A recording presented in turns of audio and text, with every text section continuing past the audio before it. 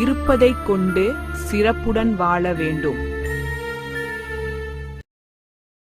ஒரு கிராமத்துல மீனவன் ஒருவன் வழக்கம் போல மீன் பிடிக்க பக்கத்தில் இருந்த ஆத்துக்கு போனான்.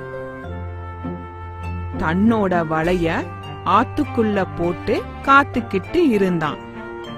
அநேகமா அதிகமான மீன்கள் கிடைக்கும்னு நினைச்சுக்கிட்டு இருந்தான். கொஞ்ச நேரம் கழிச்சு வலைய வெளியே எடுத்து பார்த்தா அதுல ஒரே ஒரு சின்ன மீன் மட்டும்தான் மாட்டிக்கிட்டு இருந்தது. அதை எடுத்து தன் கூடையில போட்டுக்கிட்டான். திரும்பவும் ஆத்துக்குள்ள வலைய போடும்போது அந்த சின்ன குட்டி மீன், மீன்காரா மீன்காரா, என்ன திரும்பவும் தண்ணிக்குள்ளேயே விட்டுடு, இல்லைன்னா நான் செத்து போயிடுவேன்னு சொன்னிச்சான்.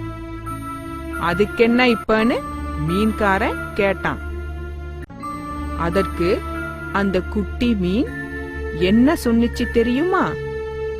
ஐயா மீன்காரரே, இப்ப நான் ரொம்பவும் சின்ன மீன், என்னால உனக்கு பெருசா எந்த பயனும் கிடைக்காது.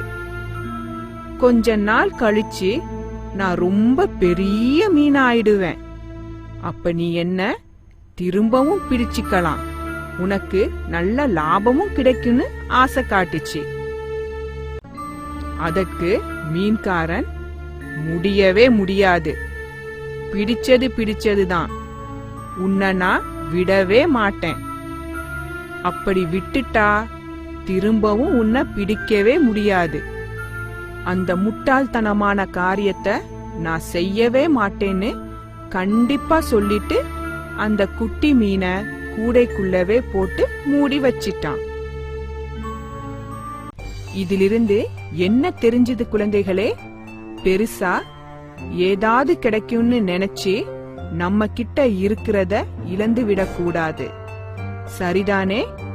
அதனாலதான் இருக்கிறத கொண்டு சிறப்போடு வாழணும்னு சொல்லுவாங்க. புரிஞ்சுதா?